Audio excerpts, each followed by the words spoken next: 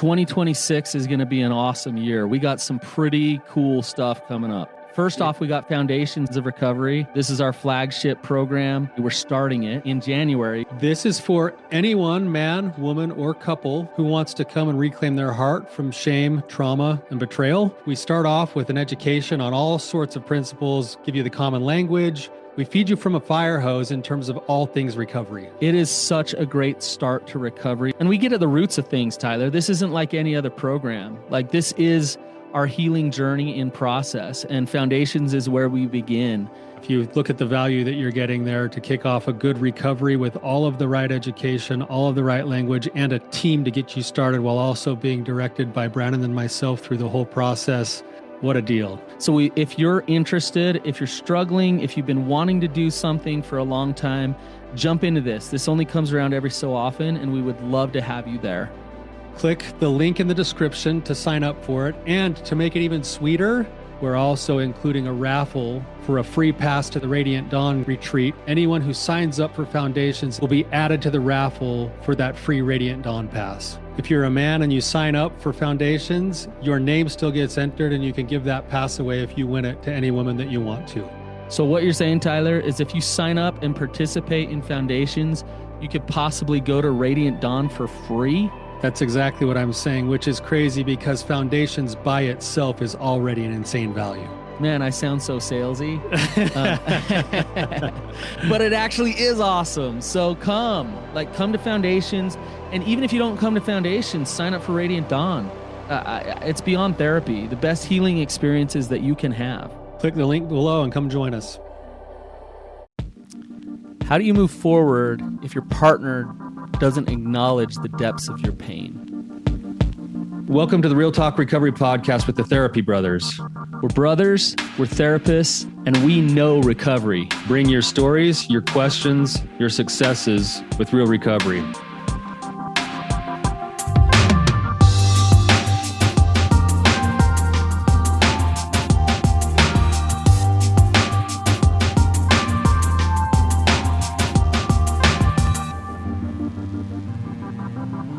This is going to be a good one, Brandon. We've got an awesome guest ready to go with us today. Before we do that, we're kind of getting into the realm now where we finally set a date. And I don't know when we're going to announce it formally, but we've been looking at putting together a women's retreat sometime in the spring. Yeah. We had a meeting about it this morning, so that's probably why it's on your mind, Tyler. But we're looking at the end of March-ish. We'll get you more information about it.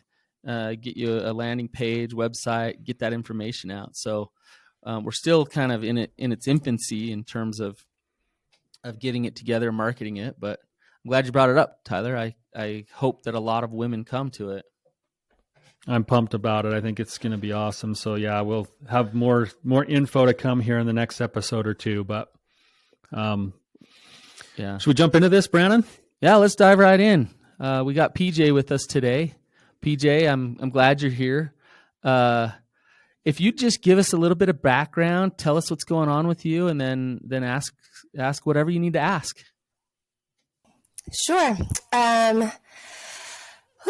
So I'm PJ, and I grew up in a very abusive home. Both of my parents were addicts, both drug addicts, but eventually my dad became an alcoholic because he got fired from a job, but my dad was also a sex and porn addict. So I was exposed to porn at a very, very young age. I mean, 3 or 4. When I was little, it was before it was constantly on TV or internet. So there were a lot of magazines in our home, and he had them spread out all over the house. So you're going to get a coat from the coat closet, you're going to see my dad's porn magazines. You need to go get a hammer from the shed, porn magazines. And then later in life, once you could, watch it on TV, he would just watch it on TV. And our living room was in the middle of the house. So you just walk in and see that. And I even remember talking to my mom about it because they made me go to church, which was really confusing with the chaos in my home. But I knew it was wrong, and she basically told me I was a busybody and stay out of people's business. So it was a hard experience growing up, but very early on from these experiences, I immediately had like a very modest life. I dressed very modestly. I wanted to be the opposite of the women I was seeing my dad consume. We also knew he was cheating on my mother. So I just wanted to make sure I was being the opposite of these women, attracting someone like my dad, because I never wanted to attract someone like my dad. So fast forward, I meet my husband, who has an undergrad in English biblical literature. He's been a youth minister multiple times.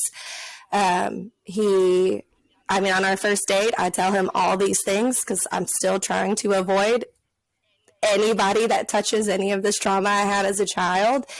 And he's a good Christian man who doesn't do any of those things and will protect me. I'm a little bit of an oversharer, which you'll see. So I dumped it on him on our first date, and he wanted to have a second one. So, man, I must have found, a decent human being. So we had a very whirlwind romance, started dating, got engaged at 4 months, married at 9 months. He joined the Army. We moved, felt very comfortable. And 7 years into our marriage, I found out that he had an extreme porn addiction, like every day, multiple times a day, which was soul crushing. And I found out when our son was a year old and I was 8 weeks pregnant with our daughter. So already like a mega hard time. And I found out just because I knew. I just knew. After 7 years of marriage, I don't know, but I woke up one day and I just knew and confronted him about it until he admitted it.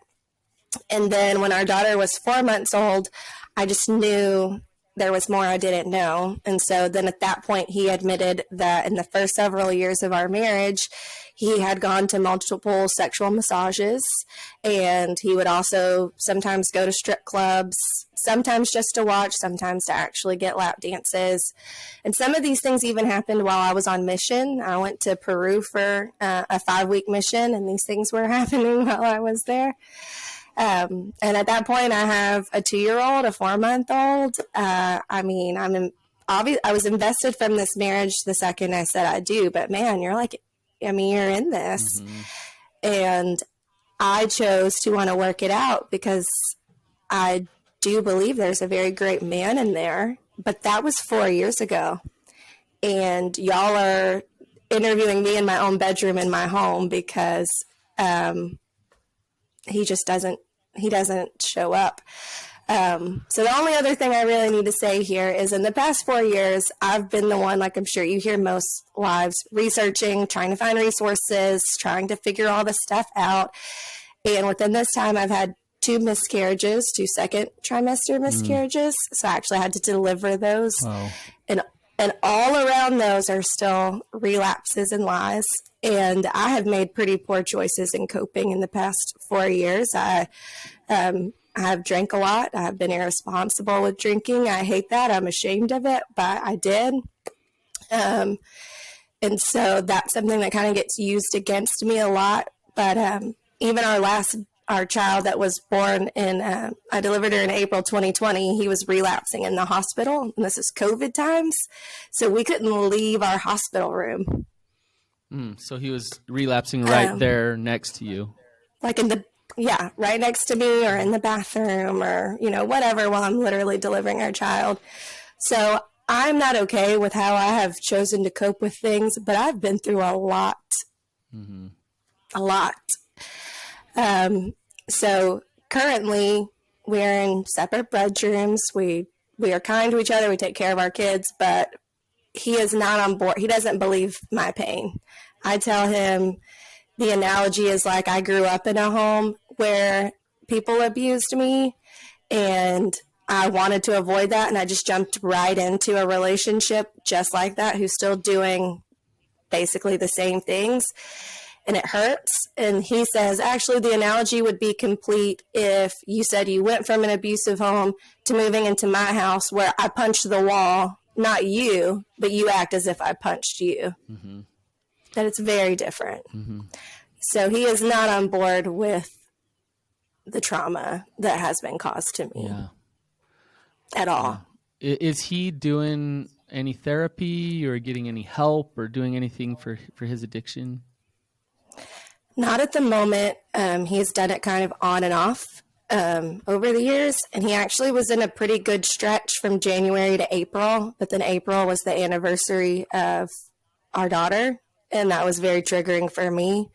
And that's when he started to relapse again, mostly blaming me, saying that I wasn't being the same, I wasn't being as supportive, which, hello, I'm kind of reliving something. And so from April till now, so pretty much 7 months, it has just been chaos. About a week ago, he said he wanted to move forward and wanted to work on things. So I said I would take baby steps, and I needed him to take his own steps, but he hasn't. Not that I have seen. Maybe he is doing things, but I haven't seen or heard if he is actually doing anything. Okay. PJ, appreciate you coming on. There's obviously a lot to what you just said. I'm sorry for all the pain that you've experienced and are currently experiencing. There's a lot there. What made you decide to come on? How can we help today? I would like to be able to communicate with him, or even have y'all as mental health, counselors who have a lot of research, who have maybe man to man. I would like for it to be clear to him. I think he's in denial about the actions that he has made. I would really love to be able to find some sort of communication, some understanding that he's not a monster. He's not a terrible person, but he's done some terrible things that have hurt me more than he's willing to admit to or to give credit to. So I'm just this dramatic, over emotional woman, but I can't move forward with a man who dismisses my pain that way. Right. So is there a way for men to understand the impact that they have made, even if they don't get it? Mm-hmm. The pain didn't happen to them, so I know he's never going to get it, but. Okay. So you're basically looking for a way to be able to communicate what your experience is and the pain that you've been feeling and the way you've been impacted in a way that he might be able to understand it and be able to offer some level of validation or empathy. Yeah, I think he would live his life very differently if he believed the pain that was caused to me. Yeah. PJ, gosh, there's so much that I want to say. I need to slow down a little bit here. Because when you look at this, it's complex. There's a lot going on here. There's your trauma.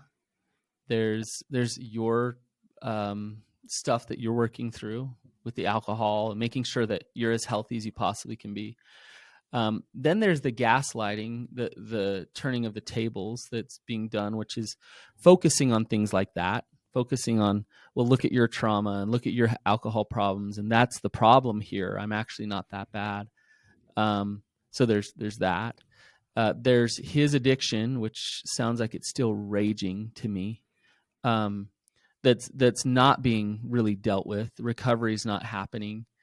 And so it's really interesting because when a couple comes in and there's a lot going on, what the relationship is doing is reflecting a lot of pain. And so the relationship is the thing that illustrates it, that shows it. But the relationship is not the problem. There's big wedges that are the problem.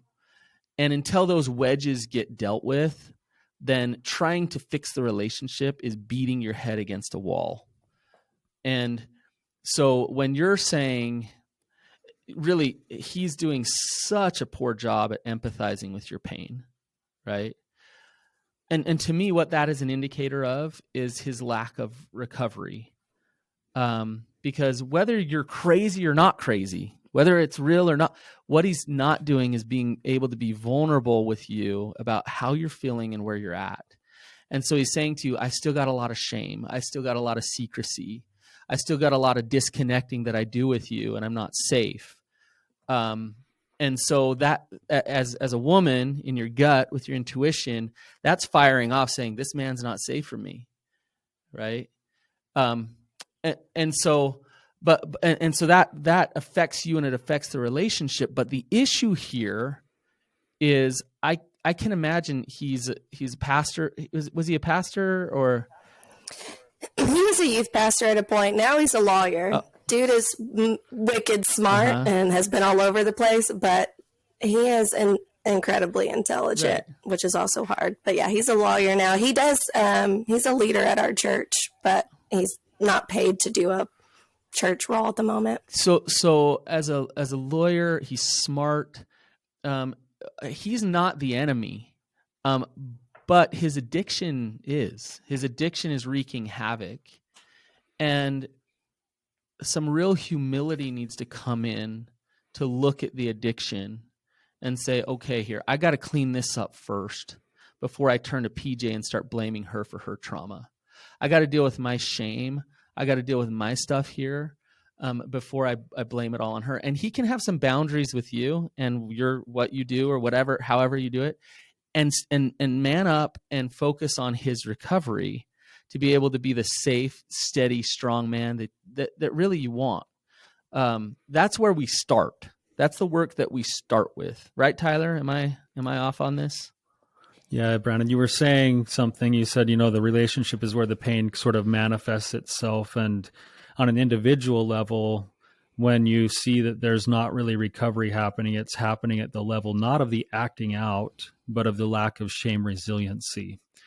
And so what ends up happening is at any time, like say a betrayed partner like you, PJ, comes to their, a husband and says, hey, I just want you to see the pain that I'm in. They're not doing the work. If they're not doing the work to let go of their own shame, what that means is that every time you bring your pain to him, he gets blindsided by that and goes into himself and goes into self-preservation mode. And so he either has to get defensive and gaslight and blame you, or he has to shrink away and disappear, or sometimes they'll try to go way into like rescue mode and overdo it and actually do everything that they really don't have control over to try to fix it. And what you're getting, it sounds like, is he's doing the flipperoo thing, where in order to not have to confront the fact that he's doing things that make it so he can't look himself in the mirror, he's looking for a way to dismiss it, to minimize it, to make it not as bad, not for you, but for him. And there's a word that came to mind as you were talking that I think is maybe the first step for all parties involved. And it's the pathway to freedom is accountability. Honesty. Yeah. Yeah. I'm going to have to step into owning everything that is mine to own. And that's how you become shame resilient too, because then you actually allow yourself to reclaim choice, where right now, especially in the pattern that's in, is like you could go to him the next 30 times and say, please see my pain. And you probably don't package it up that way all the time. It probably gets packaged up in lots of other ways too. But if he won't own that, you're going to walk away feeling like the victim continually, perpetually. And that's also going to leave you in a very stuck position unless that word accountability comes into play as well. PJ, I was driving around in my minivan this weekend, and my 6-year-old started crying, and something had happened. I don't know what he did in the back, and I look back to the back, and my 10-year-old immediately says, "It wasn't me. I didn't do anything." So his brother is crying next to him, like hurt, and the first thing that I hear from him is, "No, I don't know. Don't blame me. This is not my fault." And I said to my 10-year-old, I said, can we just stop and care about that your brother's hurt? Like, let's just make sure he's okay. And It's the same concept with you, PJ, is if you come to your husband and you say, look, I'm really kind of freaking out here. And he says, not my fault. That's your dad's fault. Nope. Dad's fault. Not me. Right. Oh my God. Yeah. Versus loving you, which is, whether it's my fault or not my fault, you're in pain. You're in pain right now. and I care about you. And I want to know where this is coming from and how you're feeling. Talk to me about it. Process it with me. I'm strong enough as a man for you to blame me even when it's not my fault.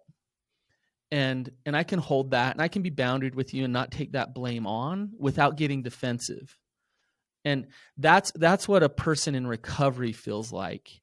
And it's very different than somebody who's active in their addiction. And they might be acting out, but they're active in their shame, right? And that's what you're describing, PJ, is a very sophisticated partner who's smart, who's able to turn the tables back on you over and over again. So does that make sense? Yes, absolutely. I mean, I actually am in counseling. I have been off and on my whole life, but in this really hard, 7-month stretch here, I, got back into my individual counseling. And so I have been the person that lashes out and is immature. And I'm sure I still do that some, but I've really worked on my communication. So that's kind of why I moved into a separate room. I'll shut down conversations pretty quickly if they're being away. I've asked over and over again that our conversations be with a third party present just to really help us.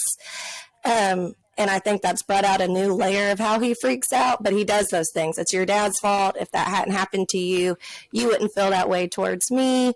Or, with the drinking immediately of like, we're the same. You've screwed up. You've been dishonest. You haven't held lines. So like, bro, can you get off my back? Yeah. All of those things that you're saying, I'm hearing my husband being like, yep. So, yeah, totally makes sense. I'm trying to break that habit the best I can, controlling what I can. So having that distance, having my safe space, having some boundaries, being intentional on my communication. Excuse me. I love the words you're saying. I love Brene Brown. So I work on my own shame resiliency and all of those for the mistakes I've made. I feel like as I'm getting healthier, he's devolving more than he has, Yeah. PJ, the goal is like, and this is a hard concept for some people to understand, is you want to get to a point where you can understand and feel his pain. But this is the hard thing for especially betrayal trauma to understand is, when I say that, I'm not saying that you let your boundaries down so that you can do that. I'm actually saying you make sure that you have enough solid, healthy boundaries so that you can do that. So like he's in a lot of pain. He's in a lot, and he's spewing it back on you by turning the tables and gaslighting and all this stuff. He's in a lot of pain. And what you want from him, you're in a lot of pain. What you want from him is compassion and empathy and understanding of your pain.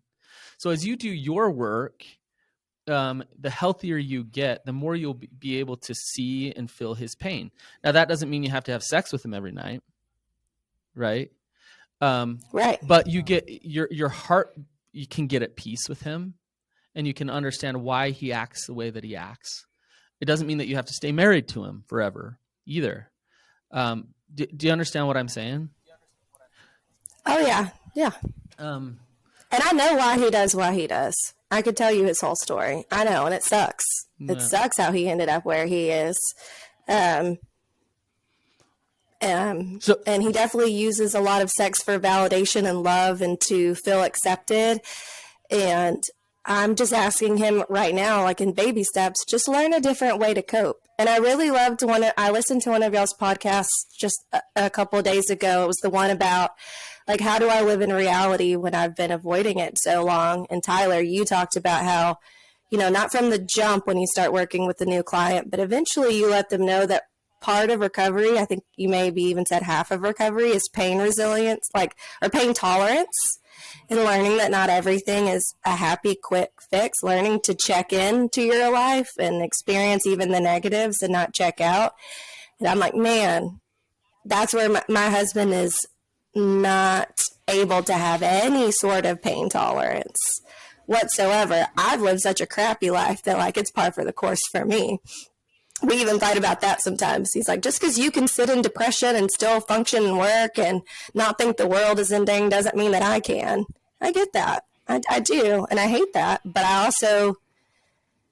I cannot not be true to myself anymore. And I've spent the past 4 years just like, if I could just be better, if I could just do this enough, if I could just do that enough, then I could earn something and help him along the way. And nothing has worked. So now I've got to just do me and hope he catches up to me. Is that right? Yeah, you're exactly right. And I think you're kind of illustrating what Brandon was trying to say is that you do understand that he's in pain. It sounds like there's even times when you try to, validate that pain. And a lot of times when there's the gaslighting happening, that's what happens is that you'll come wanting some level of validation or empathy, and then you walk away having given it all and then you walk away feeling like, what just happened? And what Brandon's saying here, and this is, I think he's spot on here, and you kind of just said it too, is that if you understand his pain, it actually gives you more power to set your boundaries accordingly, but to do it from a place of love and compassion while you still maintain your own values and your own self-respect. Yeah. And in some ways, the right boundary done for your values and your self-respect might be the loudest language you could speak to an invitation to your husband as to how he might step in and have the right kinds of interaction with you that would be good for both him and you. Yeah. I love that you say invitation, because he's been accusing me as I'm having these boundaries, like having my own space, my own bedroom in our home, of trying to distance from him. And what I actually told him was, I'm actually giving you an invitation to start the work and to start the steps and to start somewhere really healthy. I'm really not trying to just move away from you. I'm trying to do what's best for me while you're not meeting me. Yes. But at any time you have the invitation to start taking the steps to reconcile the boundaries I've had to create to be safe from you. That's right. Everyone thinks of boundaries as like walls that you set up and you don't let anybody in. But what boundaries actually are, when they're done from a place with a heart at peace, is they are an invitation to people as to what are the terms as to which our relationship is going to function. So now I'm inviting you in and saying, if you treat me with respect, if we don't call each other names, if we practice empathy and understanding, I want to continue that conversation. If it's going to turn into gaslighting or blaming or name calling or whatever else, then that's not going to be helpful for either one of us. So that probably needs a timeout, right? Right. That's an invitation into something that's good, instead of just leaving everything so open that there's this constant like melee of pain all around. Right. Well, explain this to me then. Something he's told me recently when I do try to call him out on turning things around. Like, he went on a men's retreat recently, and normally when he goes out of town, he'll just do some quick check-ins, like call in to tell the kids goodnight, or, like a quick, like, hey, going to be heading out around this time. But he hadn't checked in with me on that Friday night or that Saturday. So I simply sent him a text that said, hey, I'm having some anxiety because you haven't checked in. And that turned into a whole thing. And I'm hearing from y'all now, I probably hit into his shame. And so he's bringing that back on me.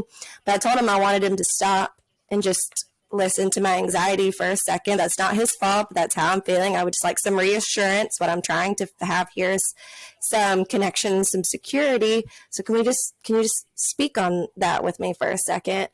And he told me that by the way that I always want my feelings to be met and never listen to him, which is not true. I'm happy to listen to him. I'm just really trying to make sure he doesn't skip out on what I'm saying, that he is no longer a person in our home. He's just a robot that has to do all these things, but he doesn't get to be a whole human.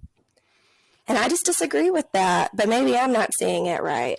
Well, PJ, he is in an unhealthy way, very unhealthy. He's communicating his pain to you through blame. That's basically what he's doing right there, right? He's trying to spew blame your way, but he's really saying, I'm hurting. This is really hard for me. If PJ, I want to ask you something. And I would really, if he listens to this, I'd love to invite him on. I'd love to hear his perspective, his side of things, kind of see where he's at. Because it's a little unfair as we're talking about him so much without him here. But I completely agree. But my question for you, and I'm going to keep going down that road, is if I were to, it sounds like you listen to a lot of podcasts. You're pretty well educated as to what recovery really is, what recovery feels like, what it is. If I were to ask him what recovery was, would he be able to kind of outline it for me and tell me? Absolutely, he would. Okay. But recently, he has told me that recovery makes him miserable, and he doesn't want to do anything that makes him miserable. So he doesn't. But he certainly knows. Yeah. So he knows. So that's what I was getting at. Is if he, first off, if recovery makes him miserable, then he doesn't fully understand what recovery is. But secondly, if he can list off kind of what recovery is, and he knows what it is, it's not about ignorance or naivety here. He's not. It's not that he doesn't know it. It's just simply that he is not choosing it, that he doesn't want it. And if that's the case, what I'm hearing from you, PJ, and what I'm kind of hearing from deep down in your gut is you knowing that he's not choosing to be in recovery. Right? Is that correct? Yeah. Yeah. And so that's why you're in a separate room, right?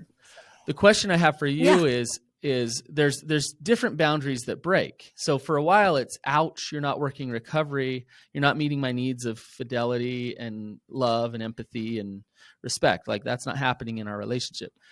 Over time, another boundary gets broken, which is you're not doing that for a long time now, and you might never do that. So now it makes me come back to myself and question myself and say, okay, now what? What is my truth? How long am I able to stay in here, hang in this way? And why am I still in this marriage? What am I still doing here? And where you're at in that process, I don't know for sure. But a lot of times partners will talk themselves out of their truths and their boundaries when it gets to that point, because the implications are so scary and so hard to actually move forward to protect themselves and protect their truths. So I want to know, why are you still in the marriage, and how long are you going to stay in this marriage like this? So that's a great question. So I'm still in the marriage like many people are, because I don't have the financial ability to peace out. We both know that. He knows that if he listens to this, that we both would have been gone probably many times if we had just known that the break would be simple, easy, and everyone would be taken care of. But I was a teacher. I worked while he did law school, and my dream was to stay home with our 2 kids, which was super hard, because when I had my second D-Day and my daughter was 4 months old, I mean, we had just sold our house and we're getting ready to move to where his new job was. And I had a choice in that moment. That would have been the clean break: to leave the marriage, give up this plan that we've made that was for me, that I've been supporting, or stay and find some hope and know that he really is a great guy, because he is. So I chose to stay. So currently, I'm actually about to start a full-time job. Originally, a lot of this was because I'm staying home with my kids. I don't have money. He's our breadwinner. The only place I would have to go is my parents' house, and I'm not going to live with my dad. I'm not going to. I love my mother. We have a great relationship, but I'm not going to live with my dad, who still does a lot of the things he still does, and have my 3 and 5-year-olds there all day. I'm not doing that. So I'm actually about to start a full-time job, so that I could go ahead and there's, just a few debts, things like that I would need to get out of the way, because I'm going to be a teacher. I'm going to be making pennies versus my husband as a lawyer. So I already have a plan enacted. He knows about it. I've been working with it with my counselor.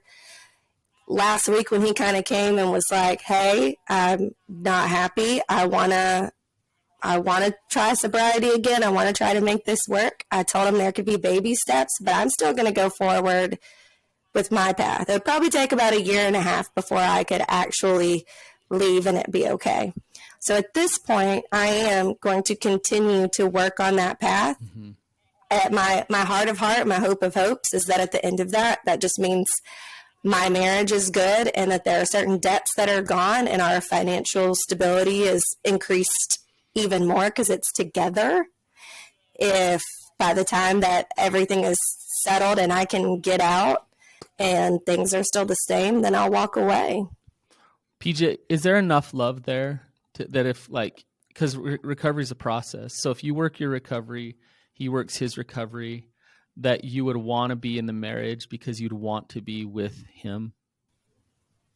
100%. He is my best friend in the whole world. We have no issues with spending time together and having the same interests. We have a blast. I mean, even in the evenings, we love the same shows or the same different things. We text all day, just, funny stuff or memes, whatever. The friendship is so solid. The way that we parent is solid. The way that we run a home, literally everything else. No issues. And we've done counseling together a little bit, and our counselor even was like, y'all are so freaking smart. How have y'all not made this work? Like, y'all can make this work. So there is. It's just the sex area, because I've had so much trauma. I want a good man who's only looking at me, who makes me feel so secure in that, who is showing up for emotional connection with me, not just constantly making me feel like a physical being. The rest of that cannot outweigh that, because that is so important to just who I am as a whole and my spirit. Okay. But yeah, the love is there. He's amazing. So, okay. But I cannot do it with that. Okay. I want to ask you some questions here. I don't know his name, so I'll call him this guy. Does this guy have a chance to like really be close to PJ and have a good marriage with her? If he's listening, he just got the invitation. Yeah. Basically, if this guy, if that's what we're calling him, if this guy were actually listening to this, what he just heard is a real flesh and blood woman saying, I desperately want to have a relationship with this man because of all of his goodness. The only thing I can't do is not be respected and treated, especially in our sexual intimacy, the way that things have been going. Yeah. Okay. Next question for this guy. And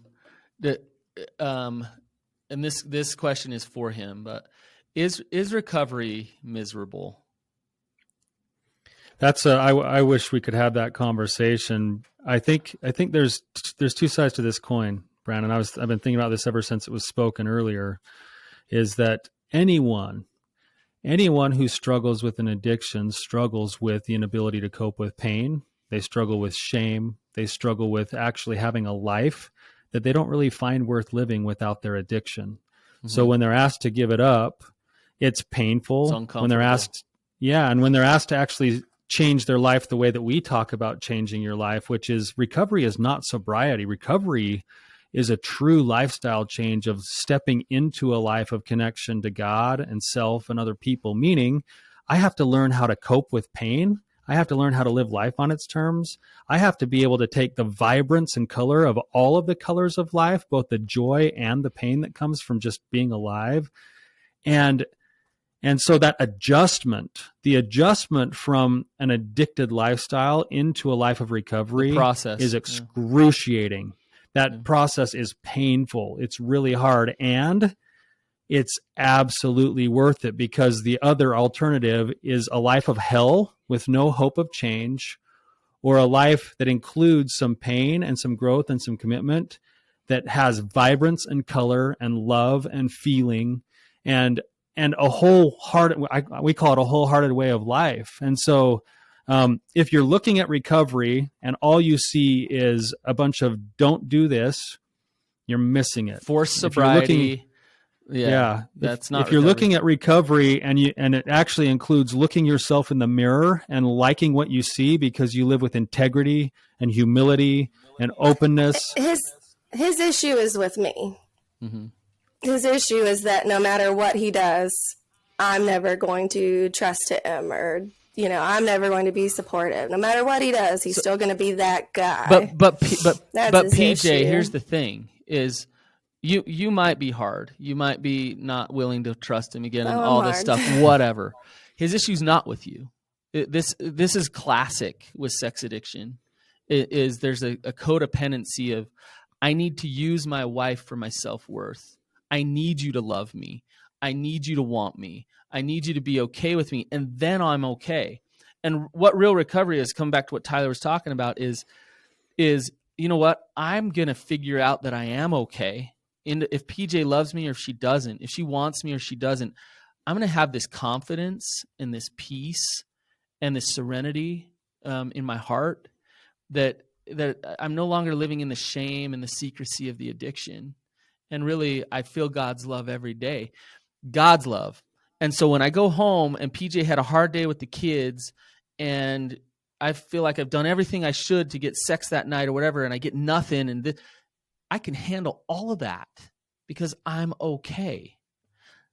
That's what recovery is. It's independent of you, PJ. And so that's what I was talking about. The relationship, it just illustrates the pain, but it's not about you, PJ. And his work, first and foremost, is between him and God. Yeah. Well, he doesn't know I'm doing this. Maybe I'll get brave enough to tell him and listen, and maybe he will come on. But I do at least need to say, I'm an imperfect person. I am not the easiest. I've been told my whole life by my family and people I'm hard to love. So I'm sure there's way more nuance in here for what his motivation is or isn't, because PJ, I'm certainly a whole ball of PJ, difficult. There's a lot of emotion that's coming out of you right now that maybe our listeners can't see, but it's definitely showing up. Can you just describe what that is? What are you experiencing and feeling right now? Like I'm too much, but I'm not enough, and that there must be something inherently wrong with me because none of the people that are supposed to care and protect me, my parents, my husband, they just don't.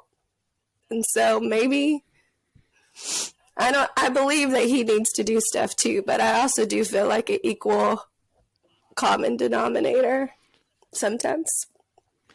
And you would hear that from him if he came on, which is fine. But PJ, go ahead, Tyler. Go ahead, Brandon. Well, I just was going to say, your work, you just described your wound. You have significant trauma. And the trauma with your husband, the trauma with your parents, it sends the same message to you, which frankly is bullshit. It's not true. But it feels that way because over and over again, you're experiencing it. And so your work, do you see what your work really is, PJ, independent of your husband? Yeah. I'm definitely doing that. I have a really great counselor who is wonderful and I adore. And so, I have to work on my own trauma and my own poor coping skills. But PJ, I want to get down to the crux of it. The question you just said, like, nobody really protects me or cares about me. And that leads to what belief about yourself? What do you believe about you? That I don't deserve it. Yeah, I don't deserve love. I'm not worthy of it. I'm flawed, so therefore I'm not lovable. Right? That right there is what really needs to be looked at, acted against, processed, so that you desensitize that belief and you shift it completely, and not play it out with your husband over and over again, right? So do you see that? That is, and I hope you and your counselor are doing work around that and all the trauma around that belief. Oh yeah. Good. It's fascinating. It's fascinating that things work this way, PJ. You just said it, and I know that a lot of our listeners feel the exact way you said. I'm always too much, and I'm never enough. Those are words spoken directly from the shame that comes from the trauma that you've experienced.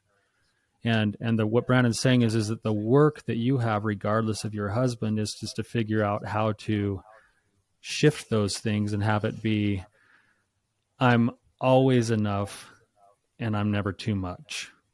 And to actually believe those things from the inside. Now, when you go to your partner, when you go to your husband and you're in that place of already believing the shame that you're not enough, in a sense, you're asking for him to answer the same question that he's asking you every time he wants sex.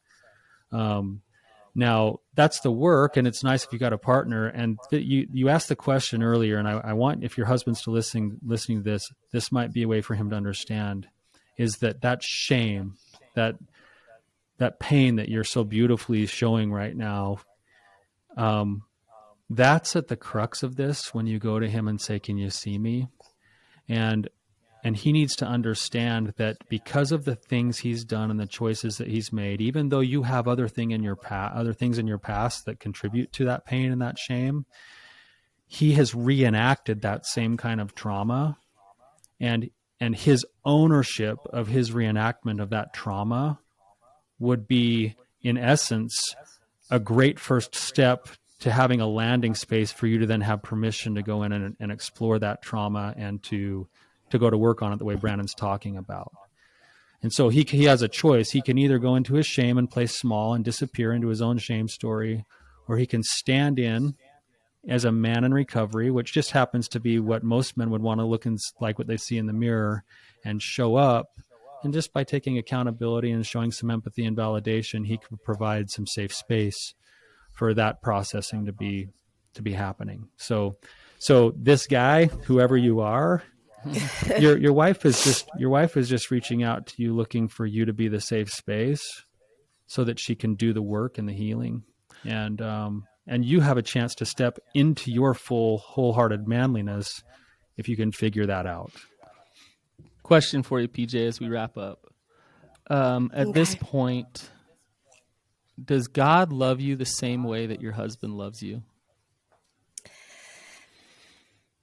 Man, I am in a crisis of faith at the moment. I don't know. Is God's love the same as your dad's? I hope not. It better not be. It better not be. God's very different than your dad.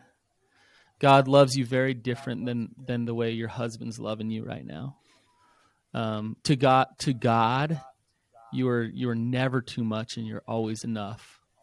Every day, every moment, after every sin that you've had, after every drink that you've had, whatever it is, God still feels that way all the time about you, right? And go through that crisis of faith if you need to figure that out. If that's going to get you to that, then trudge through that until you get to that place where you feel God's love to that level, because that's what you need. You need it independent of how your dad treated you or how your husband is treating you right now. All right. So, okay. PJ, you're awesome. Thank you for coming on. Thank you for having so much courage. Thank y'all for having me. I appreciate it, talking it out with me. Yeah. All right. Well, you guys, if this resonated with you, then it wouldn't hurt to write a review and just hop on and say how grateful you are to PJ, and also share it with anybody who needs it. And have a wonderful day. We'll see you guys. Thanks, guys.